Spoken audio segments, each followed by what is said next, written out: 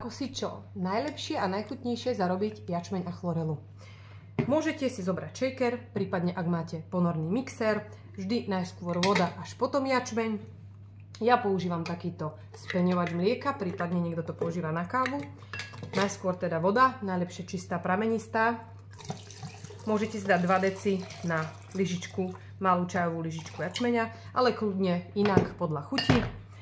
Ak si dávate aj chlorelu, tak v tom prípade je dobré si dať 2 odmierky alebo 2 lyžičky jačmeňa a 1 lyžičku chlorely, pretože chlorela má takú výraznú, silnú chuť. Stačí chvíľočku pomixovať. Ak máte v tabletovej forme, tak lepšie rozrísť chlorelu, pretože tá potom má iné benefity a samozrejme na naše zuby, ústnu dutinu. O tom ďalší reels. Jačmeň v tabletkách neodporúčam rozrísť, ale sú aj takí, ktorých im chutí. Potom rozšejkrovať, naliať do pohárika a môžeme oslavovať, pretože každý deň je jednou veľkou oslavou. Pretože čo? Sme sa rozobudili.